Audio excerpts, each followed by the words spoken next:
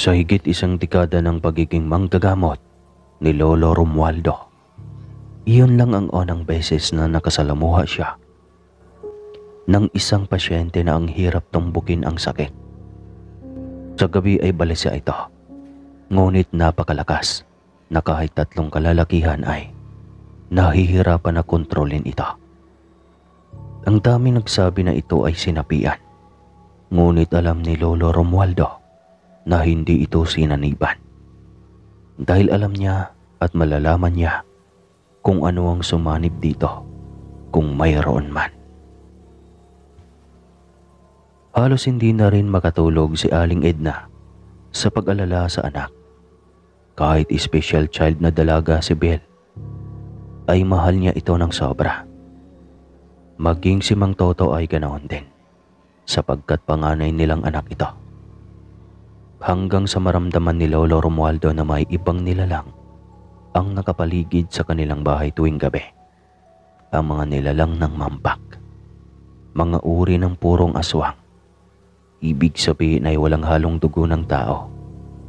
Mga aswang na kayang sunugin ng sikat na araw, nilalang na takot sa liwanag, at sila ang pinakamabagsik at makapangyarihan sa lahat ng uri ng mga aswang. Sandali, saan ba nagpunta ang dalagang ito? At bigla na lang nagkaganito? Tanong ng albularyo. Sa batis po, Lolo. Naabutan naming tulog na tulog dapit hapon na. Kwento ng ina ng dalaga. Pinabayaan niyong mag-isa. Alam niyo naman na maraming nilalang sa mundong ito. Hindi nakasagot ang mag-asawa. 8 kasi ang kanilang anak.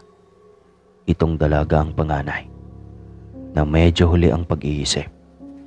Sabihin na nating special child ito at madalas ay napapabayaan lang dahil sa dami ng mga gawain at aasikasuhing bagay. Hindi rin nila alam kung paano natuntun ng dalaga ang batis na iyon. Gayong tago na tago ito at nakadistansya sa kanilang bahay na nasa paanan na ng masukal na bukirin. Ngunit sa harapan naman ng kanilang bahay ay ang kapatagan kung saan ang kanilang maisan at palayan. 3 buwan pa lang silang nakatira sa nasabing lugar. Benenta nila ang kanilang lumang bahay sa baryo dahil mahigit 1 oras din ang lakarin bago marating ang kanilang sakahan. Kaya napagdesisyonan nilang doon natitira malapit sa may sakahan. Kasi ang nangyayari doon nung hindi pa nila nabenta ang bahay, aalis si Mang Toto sa bahay 4:00 ng umaga at dadating 6:00 na ng umaga. At pag-uwi ay 4:00 ng hapon, ganoon ulit. Mag-6:00 na rin ang dating nito sa kanilang bahay sa baryo. Kaya naisipan nilang doon na lang talaga gagawa ng bahay at manirahan. Sa unang 3 buwan ng kanilang paninirahan sa lugar ay maganda at tahimik naman. Kaya naging panatag lamang sila sa kanilang tahanang malapit lang pala sa peligro. Ilang pang pagsusuri ang ginawa ng matanda bago nito mahulaan ang totoong nangyari sa dalaga. May mampak na aswang ang umibig sa anak niyo. Biglang kinabahan ang mag-asawa. Noon, bago pa nila ipinatayo ang kanilang bahay sa paanan ng bundok, ay binalaan na sila ng lolo ni Aling Edna na delikado ang lugar dahil kalapit lang ng tirahan ng mga mampak na aswang. Tinuloy pa rin nila iyon sa kadahilan ng malapit sa balon at sa kanilang sakahan.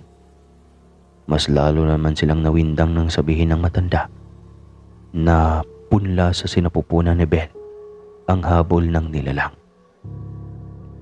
Nais na mga itong makuha si Belle at ang dinadala nitong anak. Kung kaya't lagi itong umaaligid sa bahay ng albularyo kung saan nila pinapagamot ito. 3 araw nang nakaobserba si Lolo Romualdo at sa wakas ay natumbok na nito ang panauhin na umaaligid gabi-gabi. Buhat noong maging pasyente niya, si Belle. Huwag kayong mag-alala. Hindi makapasok ang nilalang na iyon. Kahit sa bakuran ng bahay ko. Sagrado protektado ang buong paligid ng orasyon. Kaya hindi niya gugustuhin na suungin ang panganib na dala ng kanyang buhay. Hindi rin yan makakalabas sa yungib na tinitirihan niya dahil takot sa liwanag, lalo na sa sikat ng araw. Nabawasan ang alalahanin ng mag-asawa nang sabihin ng matanda na hindi ito lumalabas sa araw. Ngunit mabuti na ring pansamantala ay nasa bahay ng mga magulang ni Aling Edna. Iniwan ang mga kapatid ni Belle. Pero paano si Belle, Lolo? Paano naman siya madedepensa sa mampak na iyan? Tanong ni Aling Edna. Sa totoo lang, unang pagkakataon ko ito. Makasalamuhan ng ganitong kaso. At hindi ko pa alam kung anong paraan ko ito magagamot. Pero gagawin ko ang lahat ng aking makakaya.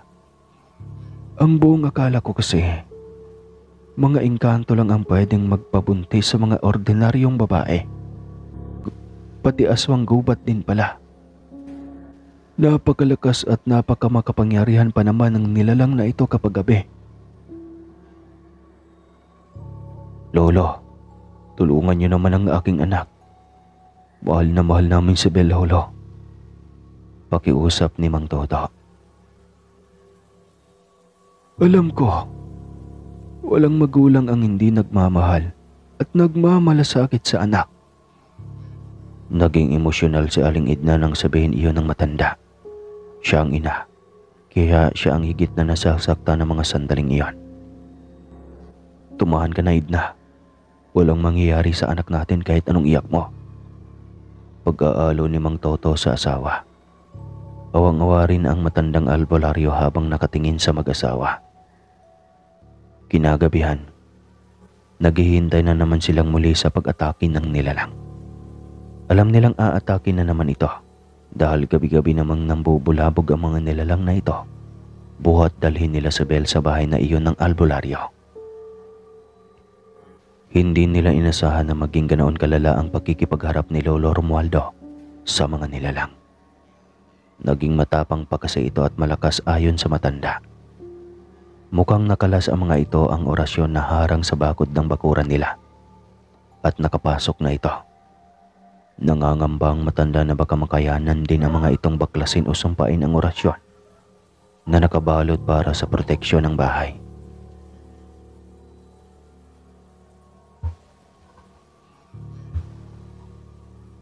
Nagwawala rin si Belle na para bang may kung anong bumubulabog sa kalooban nito.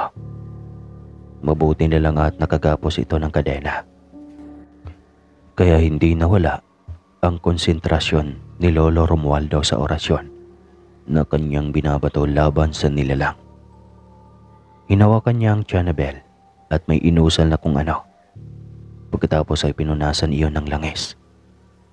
Hindi ordinaryong pagbubuntis iyon para sa isang babae dahil napakabilis lumaki ng umbok na tiyan ni Belle. Kung pagbabasihan sa ordinaryong buntis, nasa 6 na buwan na ang tiyan nito. Gayong sa unang araw ng dating nila ay hindi pa naman ito halata. 5 araw lang ang lumipas ay ganoon na ito kalaki. Nanlilisik ang mga mata ni Belle habang nakatingin kay Lolo Romualdo. Ang boses nito ay lumalaki na parang sinaniban. Delikado na mabuhay pang nilalang sa tiyan ni Belle. Sobrang delikado. Wika ni Lolo Romualdo. Pasensya na kayo. Kailangan kong gawin ang pagmalakasang Latin bago pa tuluyang mag-mature ang punla sa tiyan ni Belle at kusang lalabas. Manganganib ang mga tao dahil ang punlang ito kayang harapin ang liwanag na gaya ng tao. Hindi na ito matatakot sa liwanag. Kaya na nitong manalakay ng walang pag-aalinlangan kahit pa sa araw. Mas lalong napagulgol si Aling Edna. Nangangamba siya sa buhay ng anak. Baka kung anong mangyari dito kapag mapatay ang dinadala nito.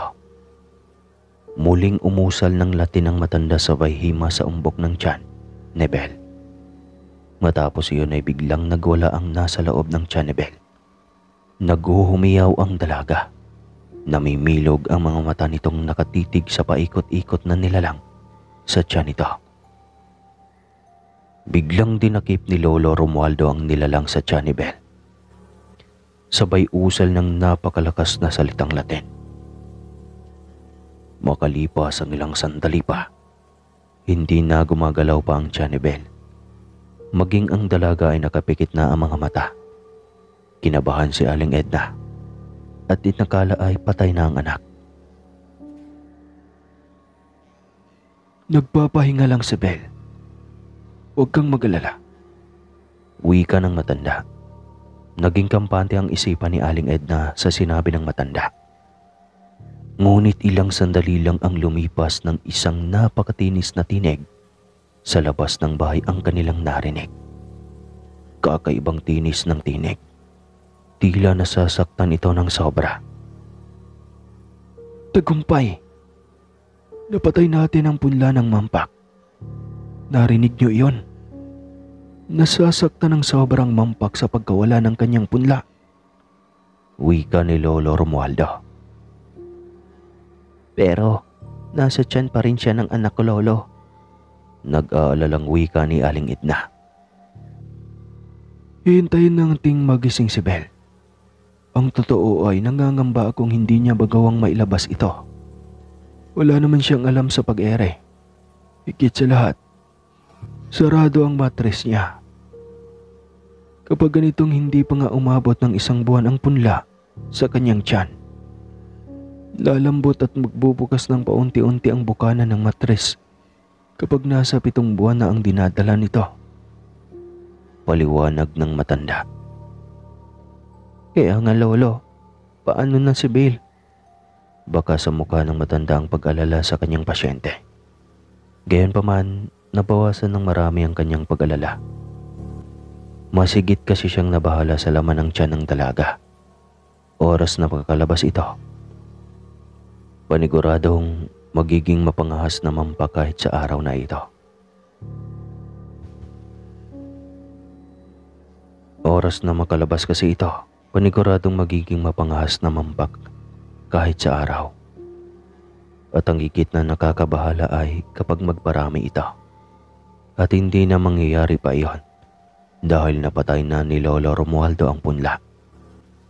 Ang buhay na lang ni Belle na hindi niya alam kung masasagip pa ba niya.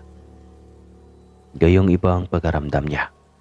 Parang nahuhulaan na niyang sasabay si Belle sa pagkawala ng isang buhay sa tiyan nito. Kahit wala na ang sanggol na Mampak sa tiyan ni Belle, ay patuloy pa rin ang panggagalaitin ng nilalang sa paligid. At ramdam ni Lolo Romualdo na mas malakas ngayon ang nilalang. Kaya alam niyang malapit nang baklasin lahat ng nakaharang na latin sa kanyang bahay. At bago pa tuluyang mabaklas ng Mampak na aswang ang kanyang harang na orasyon, ay kailangan na niyang gawing harang ang pinakamalakas na orasyon na kanyang nalalaman. Kapalit man niyo ng kanyang lakas ay sigurado namang protektado nito lahat ng kanyang kasama sa bahay sa gabing iyon. Matapos usalin ay ramdam ng matanda ang panghihina sa kanyang katawan. Lupaypay siya matapos ambitin iyon. Ngunit alam niya na kahit mawawalan pa siya ng ulirat, ay siguradong hindi mawawasak at hindi mapapasok ng Mampak ang kanyang bahay sa mga sandaling iyon. At 24 oras na ang bisa niyon. Nang makatulog ang matanda ay sobrang nag-alala at natakot ang mag-asawa. Mas lalo kasing naging mabangis ang huni ng nilalang sa labas ng bahay. Gusto na talagang pumasok. Ngunit silang dalawa na lang na mag-asawa ang gising. Kahit anong gising nila sa matanda ay hindi na talaga ito nagigising. Anong gagawin natin ngayon? Baka mapasok tayo ng aswang na yan. Wala tayong alam sa pakikipaglaban sa ganyan. Mapapatay tayo ng aswang na yan. Natatakot na wika ni Aling Edna. Magtiwala lang tayo sa kakayahan ni Lolo Romualdo. Basta manatili kang gising, Edna. Samahan mo ako. Dahil kailangan pa rin nating magmatsyag. Kailangan pa rin nating magbantay. Sagot ni Mang Toto. Panalangin. Tama. Manalangin tayo, Toto. Ito na lang ang sandata natin para hindi tayo pababayaan ng Panginoon. Oo, tama ka, Edna. Hawak kamay silang nananalangin. Kahit pa ulit-ulit na buong loob silang nananalig sa pangalan ng Panginoon. Buong loob na paniniwala, taimtim at emosyonal. Pagkaramdam nila ay yun na lang talaga ang kanilang sandigan ng mga sandaling iyon. Nakipaglaban sila sa antok. Kailangan nilang gawin iyon dahil nasa paligid pa rin ang mampak at napakabangis pa rin habang paikot-ikot sa bahay ng matandang manggagamot. Pagkaramdam nila ay may nakipaglaban na dito dahil narinig nilang tilang may nag-aaway o nakikipagbuno ng mga nilalang sa mampak. Rinig nilang hindi ito huni ng mabangis at galit na mampak, kundi para itong nasasaktan at naghuhumiyaw. Rinig mo yun, Edna? Oo, Toto. Subukan kaya nating silipin. Natatakot ako. Baka hindi pwede. Bakit naman hindi, Toto? Wala namang sinabi si Lolo Romualdo na bawal silang tignan, hindi ba? Saad ni Aling Edna sabay lapit sa dingding na sawali. Pinili niya ang may kalakihang butas ng dingding na sawali at idinikit doon ang kanyang mga mata. Toto, tignan mo. Utos ni Aling Edna sa asawa. Wala sa sariling napasunod si Mang Toto. Kitang-kita niyang nilalang na tila ba nabalot ng kung anong bagay at nais makawala. Ngunit wala naman silang may nakitang nakabalot dito. Pinilit nitong makalabas ngunit nabubuwal ito. Bumabangon, nabubuwal ulit. Halatang nahihirapan ito. Noon lang din nila nakikita ang anyo ng isang mampak. Ang laki at ang bilog na mga mata na umiilaw sa dilim na parang pulang bumbilya. Ang haba ng mga kamay at ang mga paa ng mga ito. Kulay itim at ang haba rin ng mga pakpak na sumasayad hanggang sa lupa. Ngunit hindi ito nakalagay sa likod kundi sa gilid nila. Nakadikit sa kamay hanggang paa. Maninipis na parang pakpak ng paniki. May balikpik ito mula ulo hanggang likod. At ang porma ng mukha ay parang sa paniki. Matagal na ring pilit na winawasak ng mampak ang tila isang bagay na nakagapos dito. Unang pagtiktilaok ng manok, ibig sabihin ay paumaga na. Kitang-kita ang pagkabalisa ng nilalang. Halatang gustong-gusto na nitong makawala sa anumang nakagapos dito. Ilang sandali pa tuluyan na yata nitong nawasak ang bagay na nakagapos dito. 3 malalaking nilalang ang biglang lumantad. At hinapo ito. Kaya nagulat ang mag-asawa. Kaya pala nangangamoy tustos rin. May kapre pala at 3 pa. Puna ni Mang Toto. Oo, at mukhang magkalaban sila. Bakit kaya? Takang tanong ni Mang Toto. Pagpatak ng 3:00 ng umaga ay biglang nagising ang matanda. Doon nabaling ang atensyon ng mag-asawa. Diretso kasi itong lumuhod. Bumalik na lang sila sa kanilang pagkakaupo. Mukhang nananalangin ang matanda kaya hinintay muna nilang matapos ito. 1 oras yata itong nakaluhod. Nang matapos itong manalangin ay sa kanila kaagad ito tumingin. Sinong sinisilip niyo kanina? Tanong ni Lolo Romualdo. Nakita namin ang anyo ng mga mampak at saka hinabol ang mampak ng 3 kapre, Lolo Romualdo. Kwento ni Aling Edna. Mga alaga ko ang mga kapre na iyan. Ipinagkaloob sa akin ng kaibigan ko. Kwento ng matanda. At saka, sila ang tumutulong sa akin sa lahat ng laban ko. Malimit ay sila ang dumedepensa para sa akin. Dagdag pa nito. Napahanga ang mag-asawa sa hiwagang bumabalot sa matanda. Magtatanong pa sana si Aling Edna ng mga bagay-bagay sa matanda nang biglang umungol si Bel. Kaya doon na nabaling ang atensyon nilang lahat. Umiiyak ito habang nakatingin sa mukha ng ina. Halatang nanghihina at nangingitim na ang bibig at mga kamay nito. Unti-unti na siyang nalalasan ng patay na katawan ng sanggol na mampak. Sambit ni Lolo Romaldo. Ang bilis naman. Takang sambit ni Mang Toto. Dahil hindi sila ordinaryo, kaya ipagpahumanhin ko. Hindi ko kayang sagipin ang buhay ni Bel. Malungkot na pagtatapat ng matanda. Napahagulgol ang mag-asawa sa maaaring sapitin ng anak. Wala rin silang magagawa dahil wala naman silang taglay na kapangyarihan o mahika para sa anak.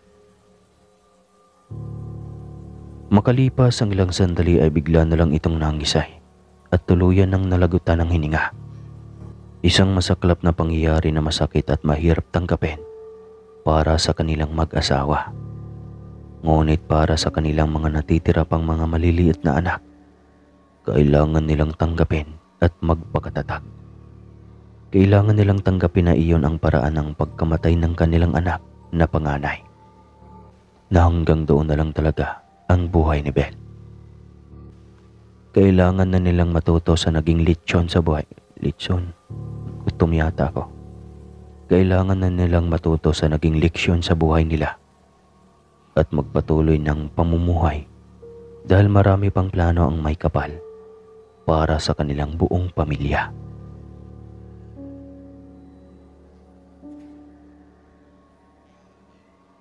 Sa ngayon po ay hindi ko alam kung umalis ba ang mag-asawa doon. Dahil ito na ang huling kwento ng lolo ko. Muli po, maraming salamat sa nakikinig. Basta ibinahagi ko na lang ito. Dahil sabi ng lolo ko ay simula nang mangyari ang gamutang iyon ay parang nawalan siya ng kumpiyansa sa sarili. Matagal din siya bago nagtiwala sa kanyang sarili. Hanggang dito na lang po talaga. Maraming salamat.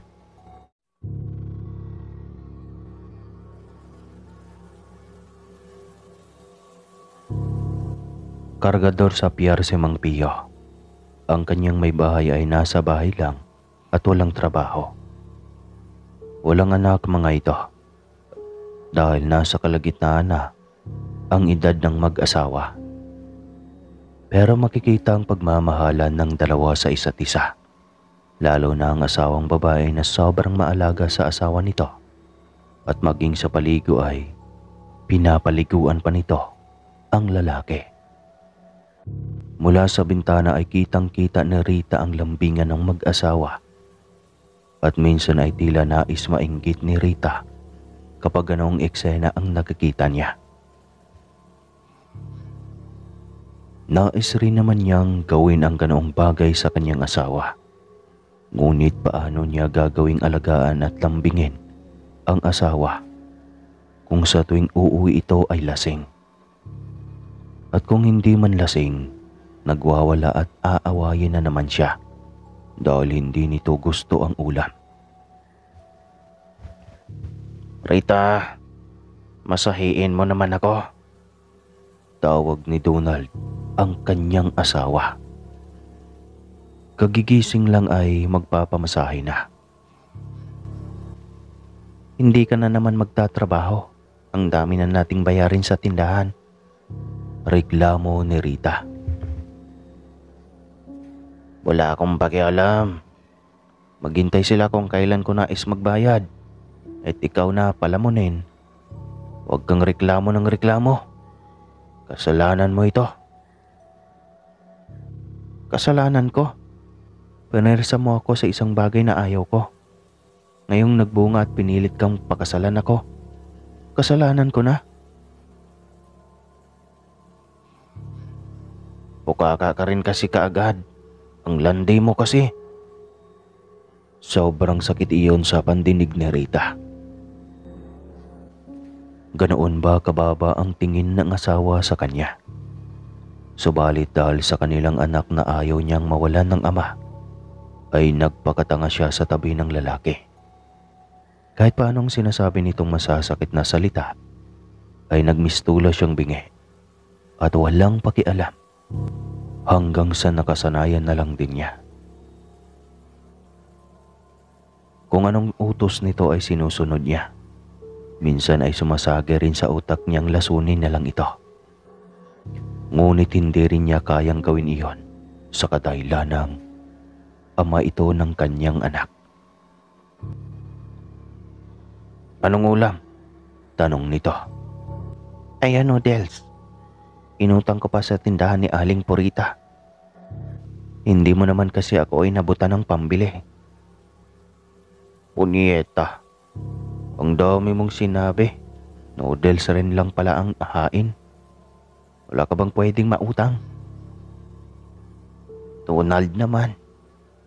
Hinaan mo na nga ang boses mo. Napakaingay. Nakakahiya. At saka, iyan lang ang murang utangin sa tindahan. Nahihiya na ako at pagkahaba na ng ating listahan. Hindi nga nagreklamong tindira, ikaw pa. Yung bunganga mo Rita no? Hintayin mo talagang makarinig ng maanghang na salita mula sa tendera bago ka mahiya. Naku Donald, buti sana kung ikaw ang haharap doon eh. Tumayo na si Donald at galit na lalapit sana sa kanya nang biglang may nangapit bahay. Napabalik sa pag-upo sa mesa si Donald at inumpisahan ng higupin ang sabaw ng noodles. Napaka-responsable ng lalaki. Samantalang si Rita ay maingat na binuksan ang pinto para silipin kung sino iyong kumatok. Nagulat siya nang makita ang bagong kapitbahay na may dalang mangkok at may laman na adobong baboy. Magandang umaga po. Baka kako, kumakain din kayo ng adobo. Sobrang dala ng aking asawa kaya sa inyo na. Sayang naman kung mapapanis lang. Nakangiti itong tinignan ang mukha ni Rita. Sumili pa ito kay Donald na noon ay yukong-yuko at nagkunwaring abala sa pagkain. Ako nga pala si Rema.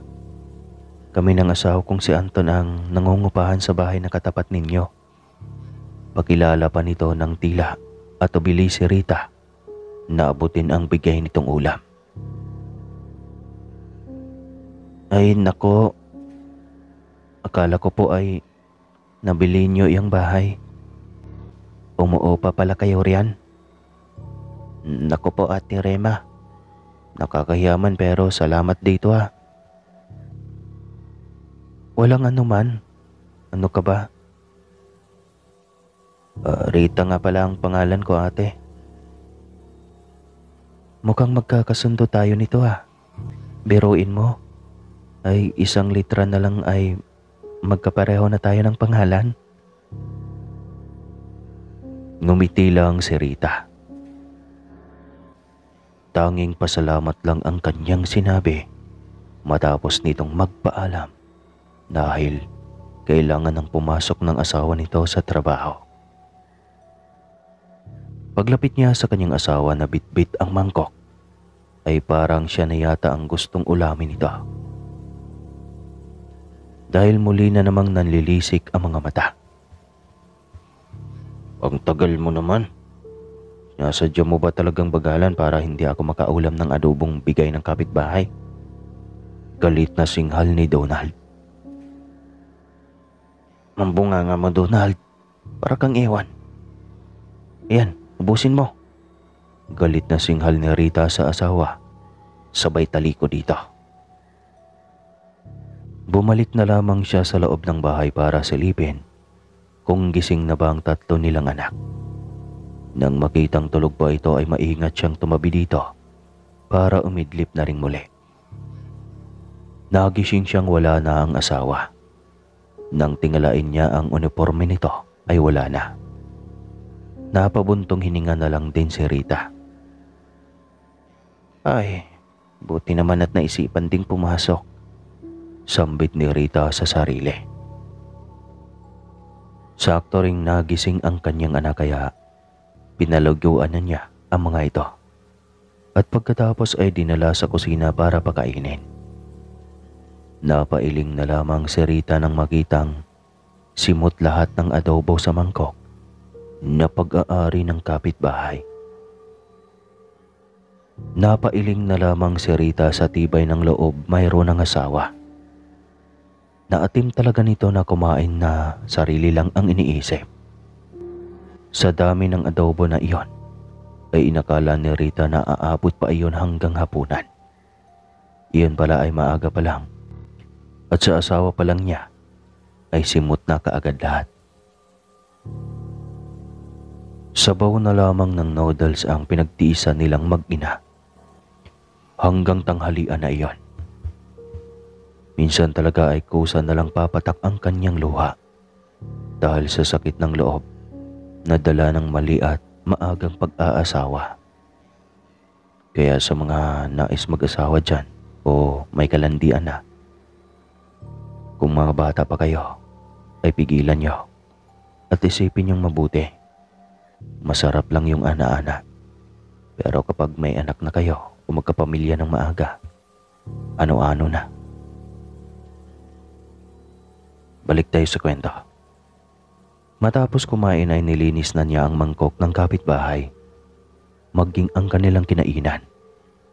Pagkatapos ay nilinis ang buong bahay. Sa kanan niya sinauli ang mangkok. Kapag katulog na ng bata ulit. Makalipas ang ilang oras ng paglalaro ng mga bata, ay itinuturo na nito ang duyan. Ibig sabihin ay antok na ito at gusto nang matulog kaya kinarga na niya ito at nilagay sa duyan.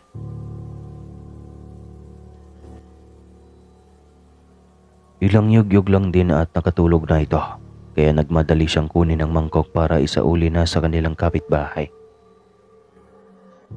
Naabutan niya itong nagtatahi ng damit ngunit nang makita siya mula sa bintana ay kaagad din itong binitawan ang hawak na damit at sinulit na may karayom. Tsaka pinagbuksan ang pintuan. Ate Rima, isasauli ko lang sana ang mangkok na pinaglagyan mo ng ulam kanina. Maraming salamat talaga ate. Walang anuman. Halika, pasok ka dito. Nako, sa susunod na lang siguro ate. Mag-isa lang ang anak ko sa bahay eh. Ganon ba? O siya, sige. Oo nga pala. Masarap ba ang luto kong adobo? Tanong nito ng akma nang tumalikod si Rita. Napalingon siyang muli at nilawakan pa ang ngiti. Ayaw nga pala ate. Naku, ang sarap talaga. Busog na busog kami ng asawa ko, sobra. Napangiti rin ang kaharap matapos niya iyong sabihin. Naku, mabuti naman. Ayos lang naman ba? Anong pakiramdam mo? Wala ka bang kakaibang naramdaman sa katawan mo? Hindi ba mabigat ang tiyan mo o ano? Hindi po ate. Ayos ako. Okay lang ako. Napatitig sa kanyang ginang ng makahulugan. Tumangaw-tangaw pa ito sabay-sabing. Pareho tayong malakas ang sikmura. Wika pa nito. Nang tuluyan ng makaalis si Rita ay napaisip siya ng malalim sa sinabi ng ginang. Hindi niya alam kung bakit pakiwari niya ay makahulugan iyon. Hapon na at uwian na ay hindi pa rin dumating si Donald. Kaya naisip ni Rita na baka nasa inuman na naman ito kasama ang barkada. Kaya hindi na niya iyon pinagkaabalahan pang isipin.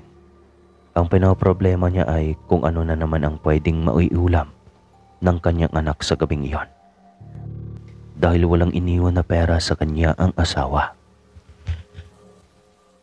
Sinubukan na lamang niyang lumabas para pumunta sa bahay ng kanyang pinsan.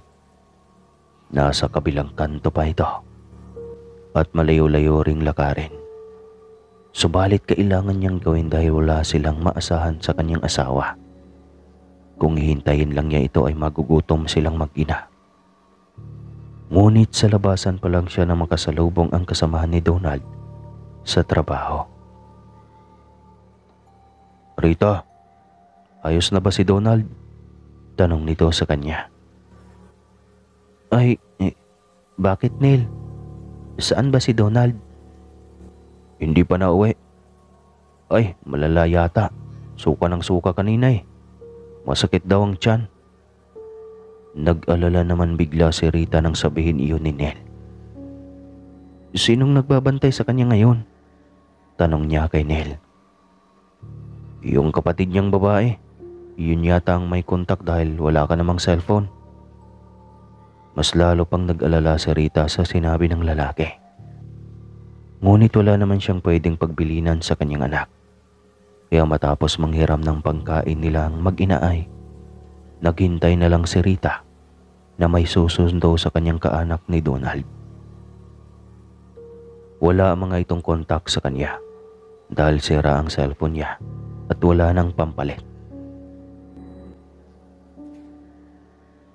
Nang pagpatak ng 6:00 ng hapon, ay iyak na ng iyak ang kanyang anak. Hindi niya alam kung naghahanap ba ito ng ama o may masakit. Nag-alala na rin siya at hindi alam ang gagawin. Mag-isa na nga siya ay wala pang pera na maaaring gamitin. Habang umiiyak ang bata ay tila may sumabay ring huning mula sa kanilang bintana. Kaya napadapo roon ang kanyang tingin. Ganoon na lang ang pagtataka ni Rita nang makumpirmang doon nga mismo galing ang huni. Para itong baboy na hindi maintindihan. Kitang-kita mula sa butas ng dingding na lumang plywood ang isang matang nakasilip. Kaya lakas loob itong nilapitan ni Rita. Sa isip niya ay baka isa sa mga kapatid ni Donald. Sinundo sila ngunit nakuha pang magbiro muna. Sanay si Rita sa mga kapatid ng kanyang asawa na sobrang mapagbiro. At iyon lang ang pumasok sa kanyang isipan ng gabing iyon. Alam niyang mata ang nakasilip kaya pasimple niya itong bulagain. Para imbis na siya ang manggugulat, pero nabaliktad pa yata. Huli kayo.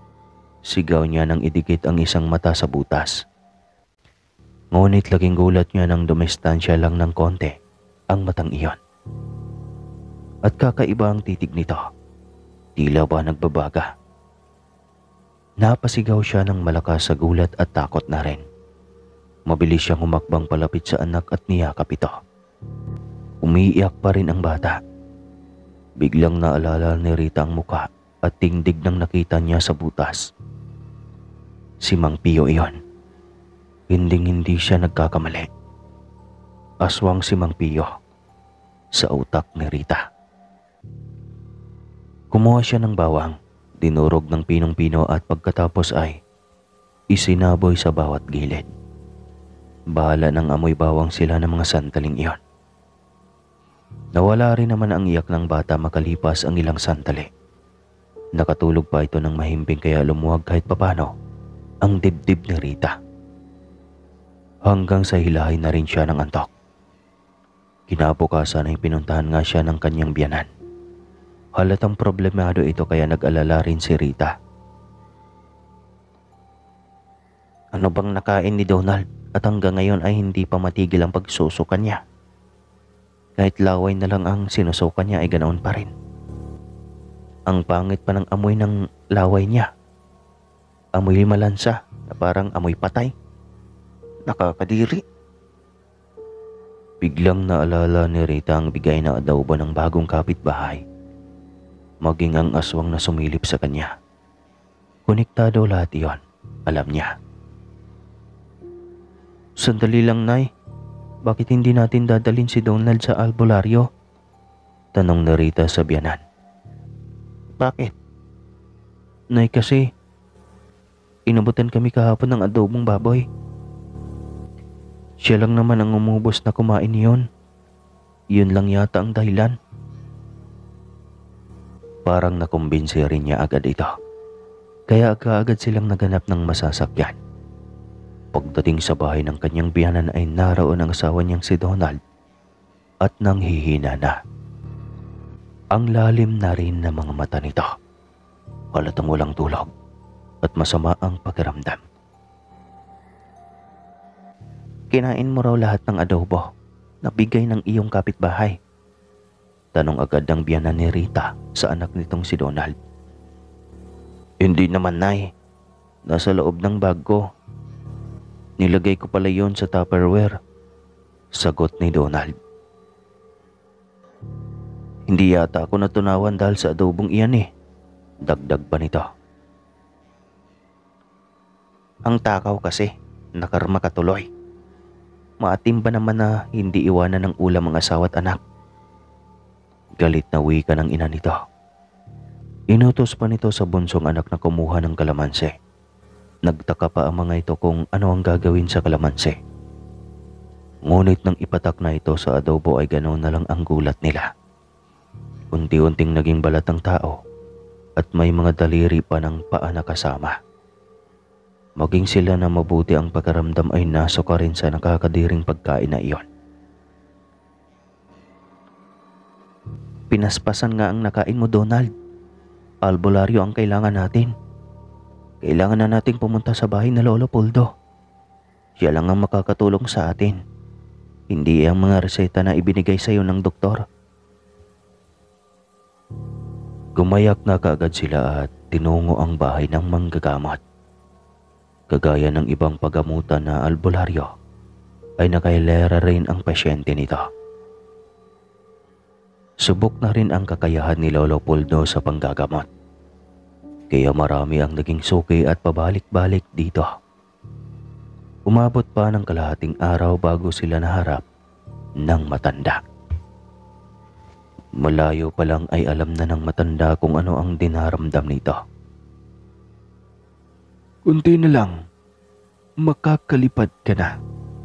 Alam mo ba yon? Nagulat si Donald sa sinabi ng matanda. Alam niya kung ano ang ibig sabihin nito. Paano mo alam, Lolo Poldo? Ngumisi lang ang matanda. Lantad ang mga ngipin na may pinturang kulay pula dahil sa bisyo nito na pagmamama. Matagal na ako sa trabaho na ito. Kaya alam ko kung nasapian, kung nahawaan, kung nagnakaw, binarang, at kung ano-ano pa. Hindi mo rin pwedeng i-deny sa akin dahil mababasa ko sa mga mata mo kapag magsisinungaling ka. Tahimik lang si Donald sa sinabi ng matanda. Masyado itong prangka. Hindi magandang trato mo sa iyong asawa. Ang sama ng ugali mo. Tapos hindi mo man lang ginawang magsisi kahit sa sarili mo. Hindi nakakabaw si Donald. Alam niyang kapag magsisinungaling siya ay mabibisto rin ito. Kaya humingi siya ng paumanhin sa matanda. Nangako na hindi na uulitin at magbabago na at bigyang halaga na ang pamilya. Nakita ng matanda na seryoso ito sa sinabi. Nako, hindi ka sa akin hihingi ng paumanhin. Sa asawa mo, mamaya. Pagdating mo, yakapin mo. Humingi ka ng tawad at tutuhanin mo lahat ng sasabihin mo at pangako mo. Sige po, may pag-asa pa bang mawala ito, Lolo? Oo naman. Kayang-kaya ko yan, tiwala lang. Iyan lang ang kailangan ko mula sa iyo. Ang magtiwala ka sa kung anong kakayahan ng panggagamot ko. Mabilis lang itong nagamot ni Lolo Poldo. At pagkalipas ng ilang segundo ng pag-inom ng langis na galing sa matanda, ay muli na naman itong nagsuka. Ngunit iyon na ang huling suka niya. Isang malapot na dugong halos magkulay itim na. Ang lansa at ang pangit ng amoy. Iyon ang punla ng aswang na tagumpay naman itong naisuka. Nagpasalamat ito sa matanda. At gaya ng kanyang pangako, talagang nagbago na ito ng tuluyan. Binigyan na nito ng oras ang pamilya.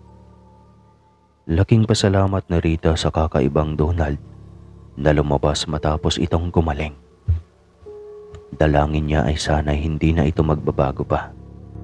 Samantalang ang mag-asawang nagbigay ng pinaspasan, tila nakatiktik na palpak ang ginawang panghahawa. Kaya lumayas at wala silang ideya kung saan na naman ang mga ito nangungupahan. Kung may makikilala kayong mag-asawang Pio at Rema, huwag niyo agad pang hinalaan. Tanungin niyo muna kung gusto nilang tumikim ng asin. Alright. Hanggang dito na lang po ang kwentong ito. Maraming salamat at God bless you all.